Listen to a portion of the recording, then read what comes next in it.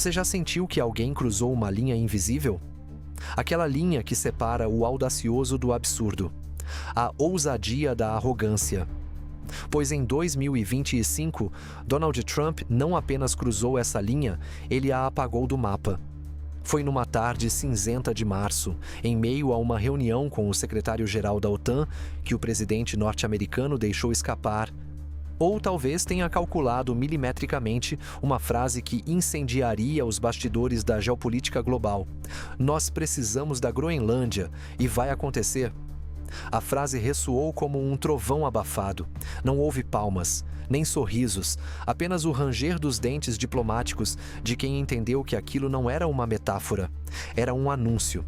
Na superfície, poderia parecer mais um delírio trumpista, uma dessas falas desconexas lançadas ao vento para alimentar manchetes. Mas havia algo diferente ali, algo mais sombrio.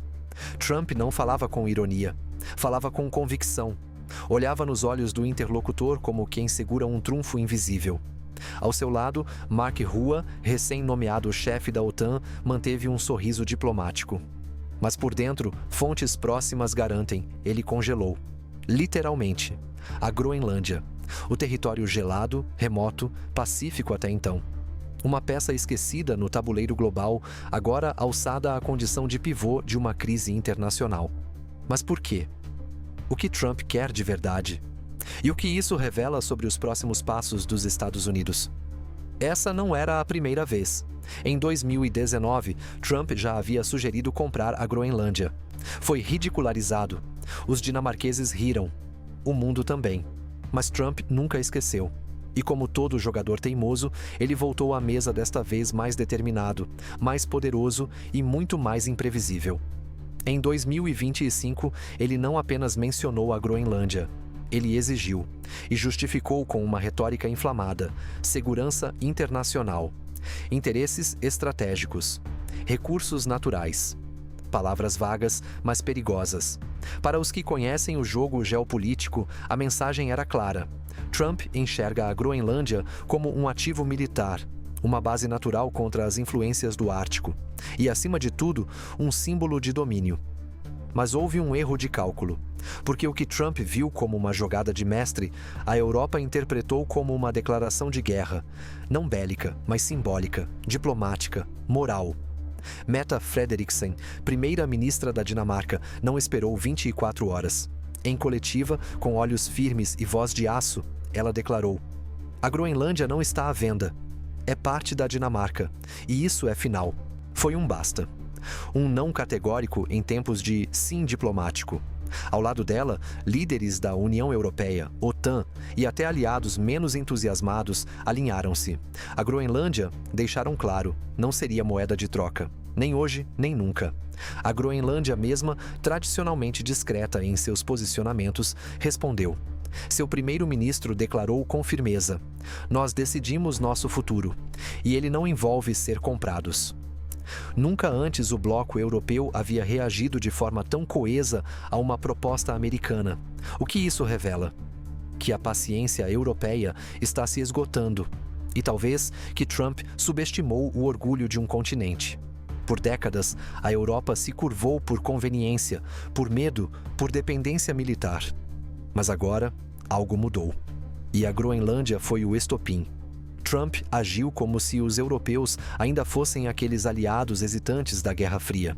Mas encontrou uma Europa nova, ressentida, mais autônoma, menos disposta a aceitar imposições. E esse movimento de independência não foi apenas retórico. Logo após o episódio, a União Europeia acelerou negociações de defesa autônoma, criou novos mecanismos de resposta militar e intensificou laços com o Canadá, Japão e Austrália. O desejo dos Estados Unidos sobre a Groenlândia não é novo. Durante a Segunda Guerra, os Estados Unidos chegaram a construir bases ali. Em 1946, ofereceram $100 milhões pela ilha. Foram recusados. Agora, quase 80 anos depois, a proposta retorna turbinada, agressiva e com um pano de fundo muito mais instável. Mas por que agora? O que faz Trump insistir nisso em pleno 2025? Alguns analistas sugerem que é pura distração uma manobra para desviar o foco de crises internas. Outros enxergam algo mais estratégico. O Ártico está derretendo, revelando rotas comerciais e reservas naturais. E Trump, como sempre, enxerga tudo em dólares. Seja qual for a razão, o fato é que ele despertou a fúria de um continente inteiro. E isso terá consequências. A reação europeia não se limitou à diplomacia. Vários países anunciaram o corte de contratos com empresas americanas ligadas ao governo Trump. Fundos europeus iniciaram um movimento silencioso de desinvestimento em ativos dos Estados Unidos. E em Bruxelas começou a circular um novo termo: soberania continental. Essa não é uma crise como as outras. Não é sobre tanques nem sanções. É sobre narrativa. Sobre quem controla o enredo da história. Trump quer ser visto como o líder destemido que impõe sua vontade. A Europa, por sua vez, quer mostrar que não é mais um coadjuvante. E no centro dessa disputa, uma ilha coberta de gelo, silenciosa, mas cada vez mais simbólica. Enquanto os debates fervem nas cúpulas do poder, a Groenlândia permanece quieta. Mas seu silêncio diz muito. Não é um território à venda. É uma nação com identidade, cultura e, agora, orgulho de ter dito não à potência mais poderosa do planeta. E a pergunta que ecoa nos corredores do Parlamento Europeu é inquietante. Se Trump tentou comprar a Groenlândia, o que mais ele está disposto a comprar? Ou ameaçar?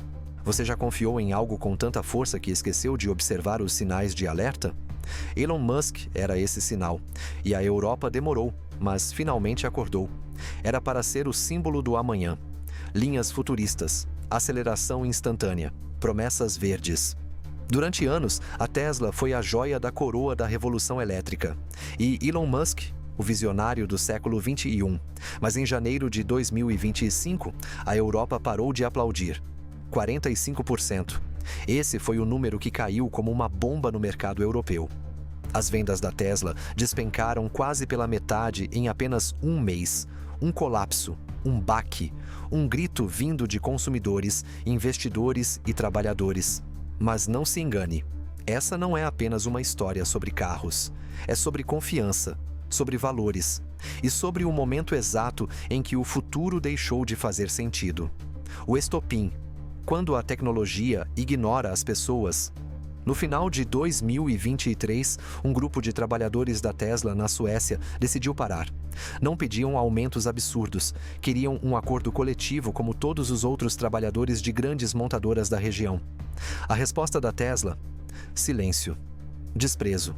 E aí, a faísca virou incêndio. Sindicalistas da Dinamarca, Noruega e Finlândia se uniram. Um bloqueio organizado começou a cercar a gigante americana. Portos recusaram-se a desembarcar Teslas. Oficinas interromperam os serviços. Caminhoneiros pararam os transportes. Um cerco frio, determinado e moralmente embasado. E o mais simbólico? Tudo aconteceu sem violência. A Europa falou com ação. Disse: aqui não. Em um mundo onde CEOs bilionários parecem intocáveis, esse movimento foi um lembrete poderoso. Não importa o design do seu carro se você não respeita quem o constrói. Nas primeiras semanas de 2025, a reação dos trabalhadores ganhou reforço onde dói mais, no bolso. 2 dos maiores fundos de pensão da Dinamarca, Academic Pension e Pension Denmark, anunciaram que estavam vendendo todas as suas ações da Tesla. E mais, colocando a empresa numa lista de exclusão ética. Parece pouco? Só esses 2 fundos representam mais de 70 bilhões de dólares em ativos. E a mensagem deles foi clara. Não investimos em empresas que ignoram os direitos trabalhistas e os princípios que defendemos. E o mais surpreendente, outros fundos começaram a seguir o mesmo caminho. Na Noruega, na Holanda, na Finlândia, um por um.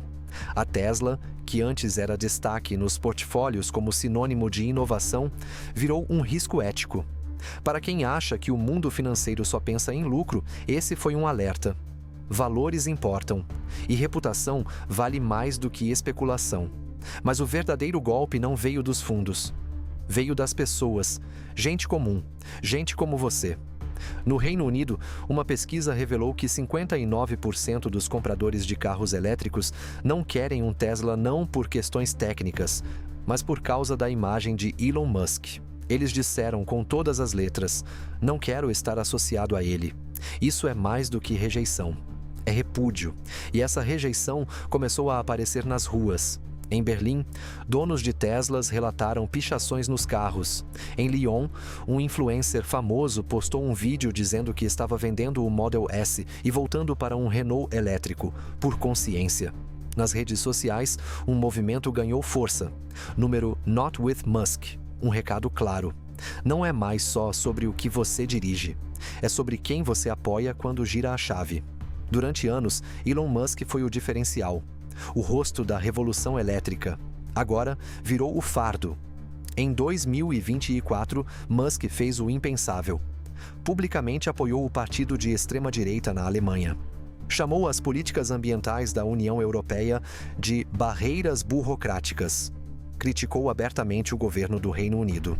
E elogiou o governo ultranacionalista de Giorgia Meloni, na Itália. Ou seja, tudo o que vai contra o espírito da União Europeia, Musk abraçou. E as consequências? Tesla está perdendo espaço para Volkswagen, Renault, Peugeot e até para marcas chinesas como BYD. Não é só que os carros concorrentes são bons, é que eles não vêm com um rastro de polêmica por trás. Essa talvez seja a parte mais dolorosa. A Tesla nasceu com a promessa de salvar o planeta. Mas agora, Elon Musk questiona a urgência da crise climática. Chama de exagero. Minimiza os dados. Enquanto isso, a União Europeia aperta as metas de emissão, impulsiona energias limpas, cobra resultados reais. Como confiar numa empresa que vende carros sustentáveis, mas critica a política ambiental que os viabilizou? É como um médico que desacredita a vacina que ele mesmo aplica. Durante anos, dirigir um Tesla era ser diferente, ser do futuro. Mas o mundo mudou. E os europeus perceberam que há outras opções mais acessíveis, mais alinhadas com seus valores e com menos barulho. E esse ruído, vindo de um homem que tuita mais do que governa sua empresa, está custando caro. A Tesla ainda não quebrou. Ainda é uma gigante. Mas o colapso não acontece de uma vez. E na Europa, esse colapso já começou. As vendas despencaram. A confiança evaporou. E a pergunta agora não é mais quando a Tesla vai se recuperar, mas sim, será que ela ainda tem salvação neste continente? A Europa está traçando sua própria estrada, com seus próprios carros, com suas próprias decisões. E talvez, pela primeira vez em muito tempo, sem se importar com o que os Estados Unidos pensam disso. Você já parou para pensar que o maior inimigo de uma empresa pode ser o próprio fundador?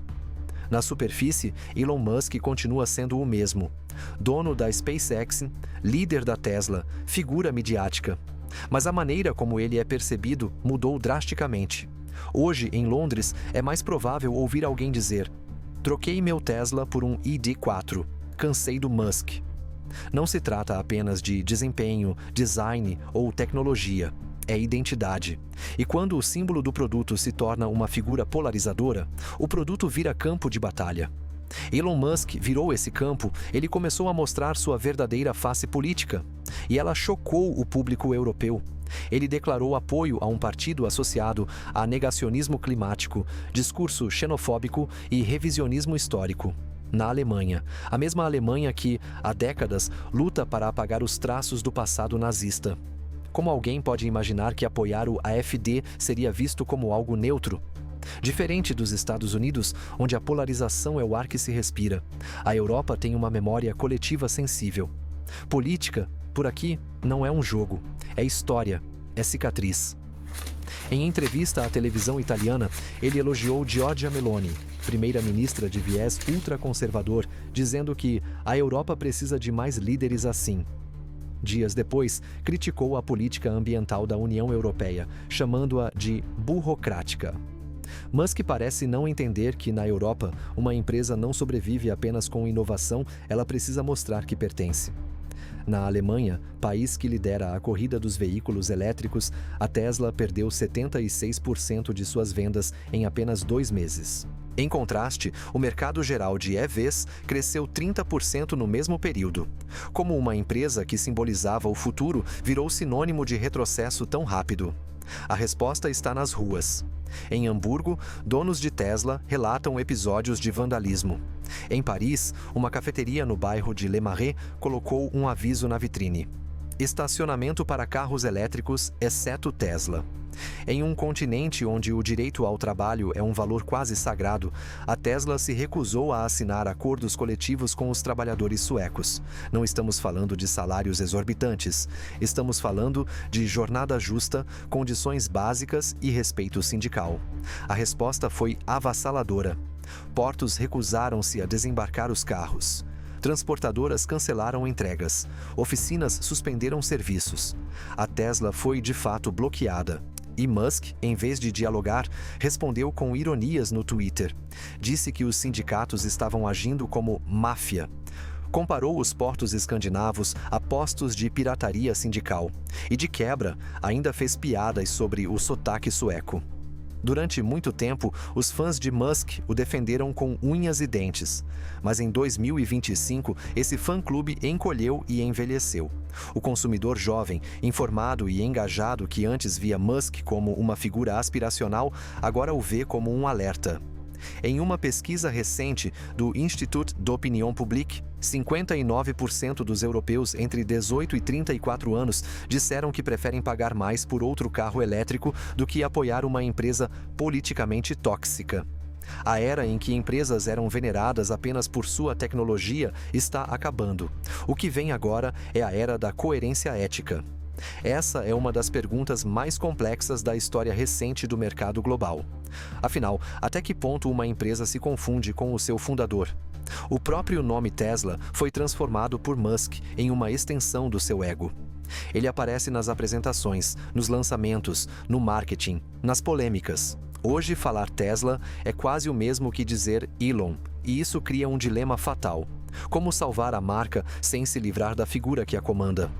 Alguns investidores já defendem que Musk seja afastado da linha de frente. Outros acreditam que é tarde demais, que o dano é estrutural, que a Tesla pode sobreviver, mas só fora da Europa.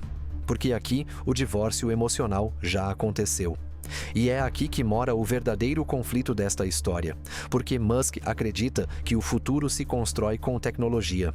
Mas o consumidor europeu entende que o futuro se constrói com propósito. E quando esses dois caminhos se desencontram, a inovação vira ruído. A Tesla ainda fabrica carros incríveis, mas deixou de representar algo positivo para milhões de pessoas. E se o produto não reflete os valores do comprador, não há inteligência artificial nem direção autônoma que convença. Então, aqui vai o convite. Curta este vídeo agora. Isso não é vaidade, é alcance. Quanto mais gente curtir, mais longe essa mensagem vai. Inscreva-se no canal. Isso aqui não termina aqui. Vamos continuar. Vamos aprofundar. Vamos mostrar o que ninguém quer expor. Comente aqui embaixo. O que mudou para você? O que mais te tocou? O que precisa ser dito?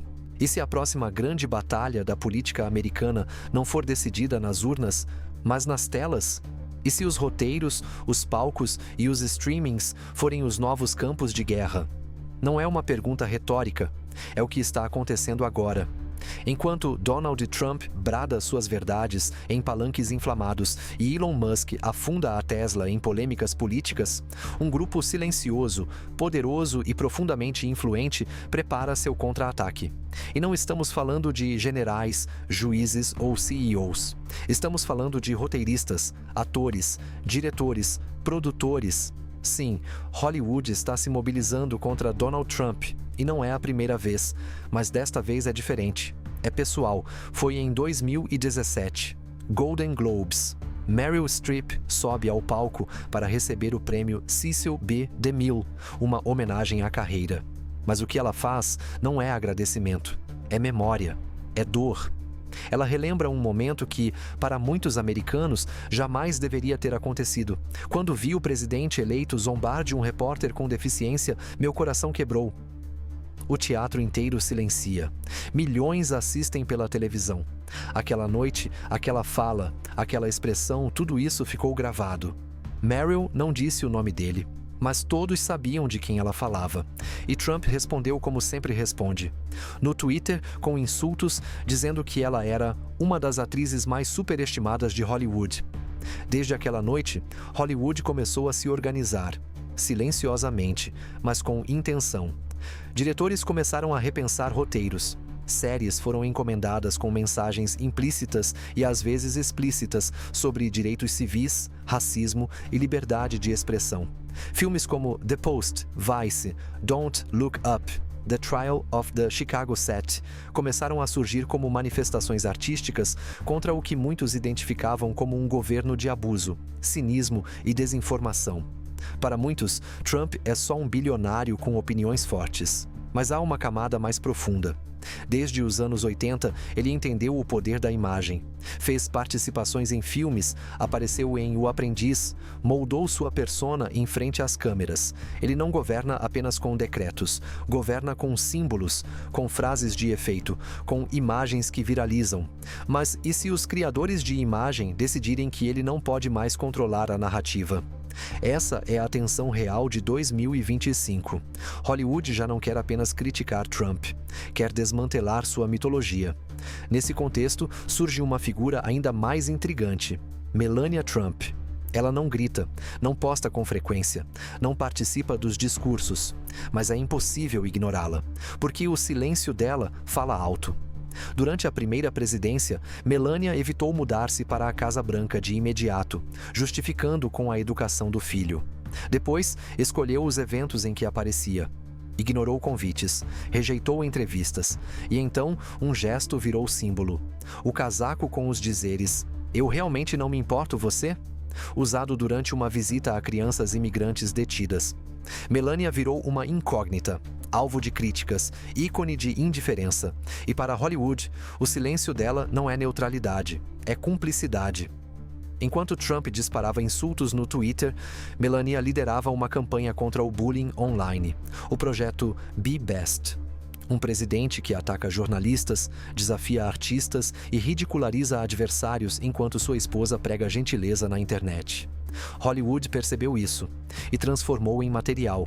Séries e filmes começaram a inserir figuras femininas que, nas entrelinhas, representavam Melania.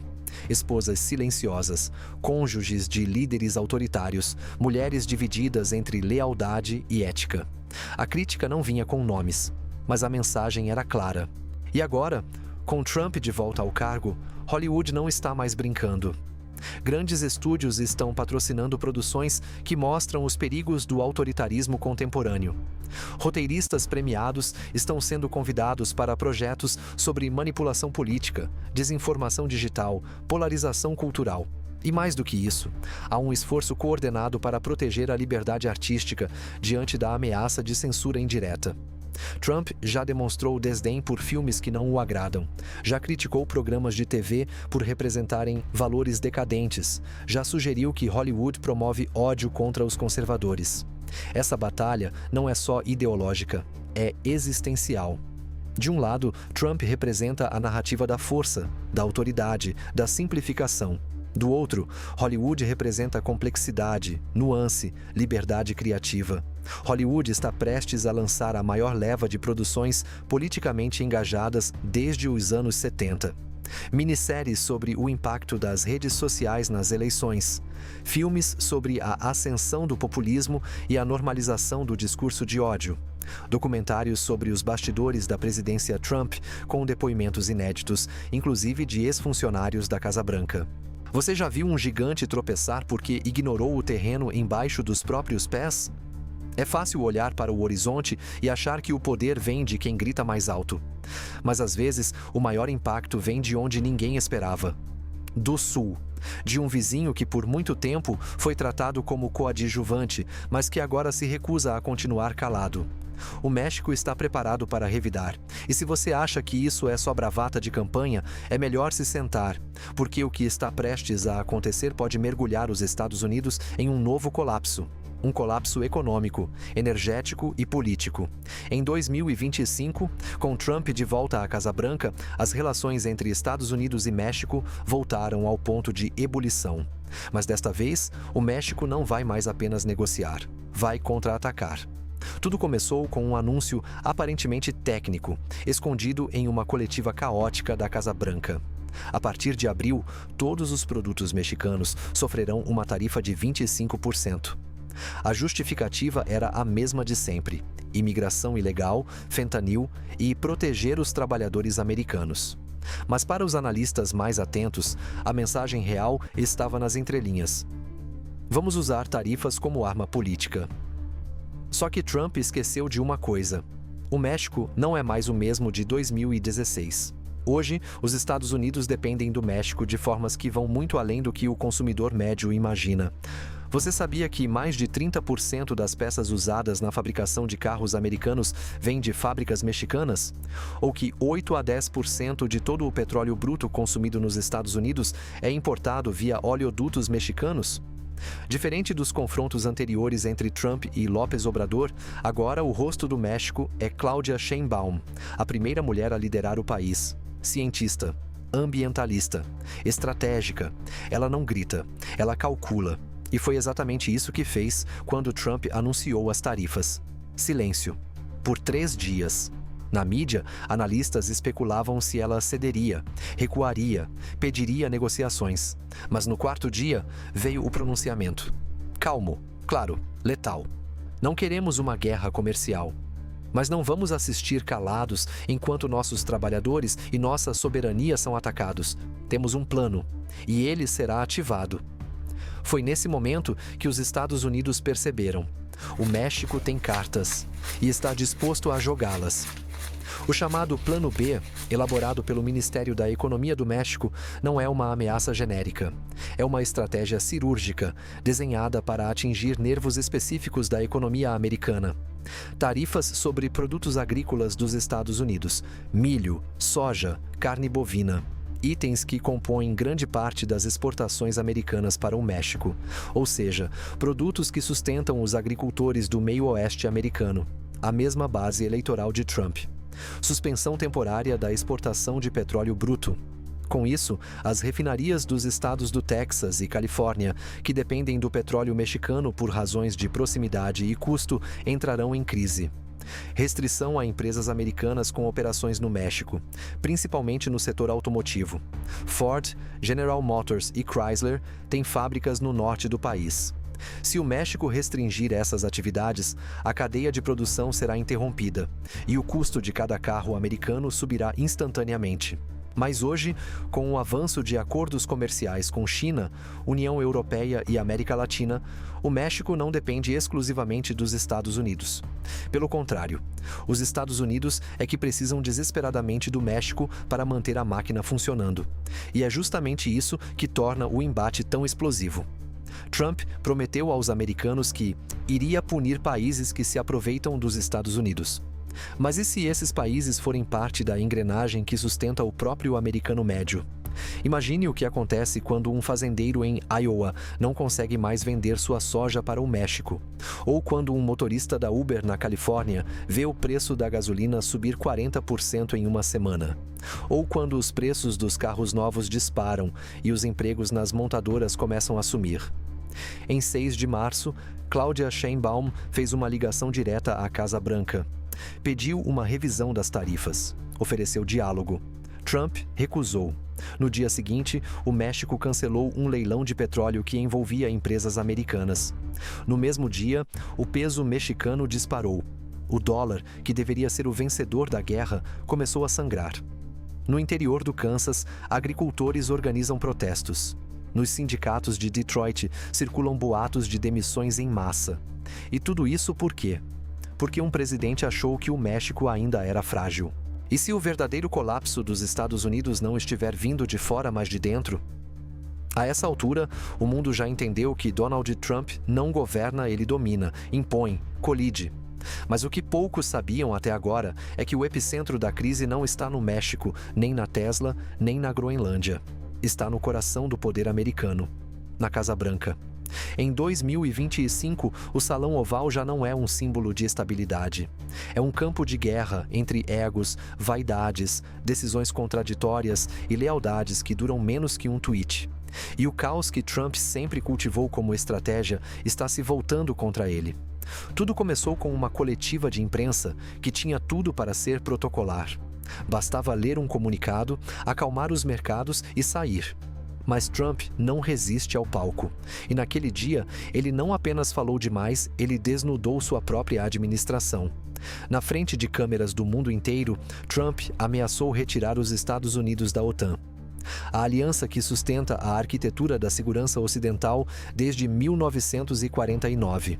E mais, sugeriu que países como França e Alemanha provavelmente não ajudariam os Estados Unidos em caso de ataque. Vocês acham mesmo que a França viria nos proteger? Ele provocou. Duvido muito. O silêncio no salão de imprensa foi quase físico. Assessores se entreolharam. Jornalistas, atordoados, hesitaram em digitar. Até os tradutores simultâneos titubearam. O artigo 5 da OTAN, aquele que diz um ataque a um é um ataque a todos, foi invocado apenas uma vez, depois do 11 de setembro, em apoio aos Estados Unidos. Agora, o próprio beneficiário desse gesto histórico colocava em dúvida a solidariedade dos aliados. Mas Trump não parou por aí. Na mesma coletiva, ele anunciou cortes massivos em programas sociais, incluindo verbas para veteranos, infraestrutura e até segurança alimentar. Precisamos cortar. Gastamos demais com quem não entrega resultado. E então veio a bomba final. Elon Musk vai liderar o comitê de avaliação dos gastos. Se eles não cortarem, ele corta. Simulation. Elon Musk. O mesmo que virou persona non grata na Europa, agora investido de poder político real. Dentro do governo. Um homem que nunca ocupou o cargo público, nunca respondeu a um eleitor, nunca se submeteu a uma votação, mas que agora tem carta branca para otimizar a máquina pública. E aqui entra o ponto mais assustador. Musk não recusou. Ao contrário, aceitou o cargo. O impacto foi imediato. Organizações de veteranos protestaram em frente ao Capitólio. Prefeitos de grandes cidades denunciaram o risco de colapso urbano e, silenciosamente, começaram os pedidos de demissão. Ao longo de 3 semanas, 16 membros do alto escalão deixaram seus cargos. Alguns oficialmente, outros em silêncio. Entre eles, o chefe de gabinete, a secretária de Educação, o diretor da FEMA. Fontes internas relatam que o clima na Casa Branca é de paranoia e medo. Funcionários têm os celulares confiscados antes de entrar em reuniões. Conversas são monitoradas e os que discordam de Musk ou de Trump são afastados. Em uma reunião sobre orçamento, um assessor tentou argumentar que cortar fundos para hospitais de veteranos causaria impacto irreversível. Trump interrompeu. Se for irreversível, melhor ainda. A gente mostra que está no controle. Nesse cenário, Elon Musk se move como um espectro. Não ocupa cargo fixo, não tem gabinete oficial, mas aparece em reuniões estratégicas, define prioridades, impõe metas. Seu foco? Demissões, cortes, privatizações. Empresas privadas estão sendo convocadas para assumir serviços públicos, correios, rede ferroviária, centros de triagem migratória, tudo sob revisão. E o plano, dizem fontes próximas, é transformar o Estado em uma plataforma gerencial. Parece ficção científica? Pois é real. Num mundo onde o poder é exercido por bilionários não eleitos, a democracia entra em coma. E não é preciso tanque na rua para isso. Basta remover todas as proteções silenciosas do sistema. Enquanto isso, Trump insiste que tudo está sob controle, que os protestos são orquestrados, que os mercados precisam aprender a confiar. E repete como um mantra: é só o começo, e vocês vão me agradecer depois. Mas os números contam outra história. Após o anúncio das medidas, a confiança do consumidor caiu 11 pontos em 15 dias. O dólar recuou diante do euro, e bolsas como a Nasdaq e a S&P 500 fecharam no vermelho por 6 pregões consecutivos. Enquanto isso, Trump tenta abafar a crise com promessas vagas. Vamos crescer como nunca antes. Os cortes de hoje são a prosperidade de amanhã. Mas não há plano, não há cronograma, não há diálogo. No fim, não é quem grita mais alto que vence. É quem continua em pé quando o barulho cessa. Mas há uma coisa que essa crise não conseguiu prever. Uma variável que não estava nos cálculos de Musk nem nos discursos de Trump. A reação invisível. Aquela que começa quando ninguém está olhando. Em algum momento entre os cortes, os decretos e os silêncios, uma linha foi cruzada. E as pessoas que antes assistiam agora começaram a se mover. Não aos milhares, não com bandeiras, mas de um jeito muito mais perigoso para o poder, com propósito. Veteranos começaram a gravar vídeos curtos expondo o abandono. Professores passaram a dar aulas sobre direitos civis usando as próprias políticas do governo como exemplo do que não fazer. Famílias que perderam acesso à saúde criaram redes de cuidado comunitário, financiadas por doações anônimas. E lentamente, o medo, aquele que manteve tudo no lugar até aqui, começou a trocar de lado. Antes, eram os cidadãos que temiam perder o pouco que tinham. Agora, são os donos do poder que olham para fora e sentem que o chão está se movendo. Trump sempre apostou na divisão, polarizar para governar, chocar para distrair. Mas a verdade é que, quando a realidade aperta, rótulos políticos perdem força. O agricultor que não consegue mais vender, a enfermeira que perdeu o posto, o jovem que vê os preços subirem enquanto os salários evaporam. Essas pessoas não são de direita ou de esquerda, são gente. Gente que está cansada, gente que quer sua vida de volta. E é exatamente aí que a maré virou. Porque se antes os protestos vinham de artistas, sindicatos ou estudantes, agora vem de quem sustentou esse governo. Veteranos, evangélicos, empreendedores, agricultores, gente que votou em Trump, gente que defendia Musk. Hoje, essas mesmas vozes estão dizendo: fomos usados. Uma pesquisa recente revelou que 63% dos eleitores que apoiaram Trump em 2020 agora se dizem traídos por suas políticas econômicas. Entre os jovens, Elon Musk já figura como o homem público com maior rejeição da década. E em estados-chave como Pensilvânia, Wisconsin e Michigan, a insatisfação com os cortes sociais atingiu níveis inéditos. Mas não é só nos números, é na atmosfera. Há uma irritação contida no ar, uma tensão que se acumula a cada pronunciamento, a cada ironia de Musk nas redes, a cada fala de Trump sobre eficiência. E agora, o governo não governa mais, ele reage. Corre atrás de controlar a narrativa, mas não controla mais a rua, nem a mente, nem a memória. E essa talvez seja a maior vitória da resistência silenciosa. Ela não quer holofote, quer mudança. Essa gente não quer um novo Salvador. Quer recuperar o direito de viver sem medo, de saber que amanhã o hospital ainda vai estar aberto, que o salário vai dar conta do básico, que o governo existe para servir, não para explorar. Essa é a verdadeira virada. E ela está acontecendo agora. Trump e Musk ainda estão lá, mas estão cercados, não por tanques, mas por consciência. A consciência de que um país não é feito de discursos nem de algoritmos. É feito de gente real. E quando essa gente percebe o próprio poder, nenhum império artificial sobrevive. Então, se isso ressoou com você, curte esse vídeo, se inscreve no canal, deixa seu comentário. Obrigado por acompanhar essa série. Você é parte da resistência. Nos vemos no próximo episódio. Até lá!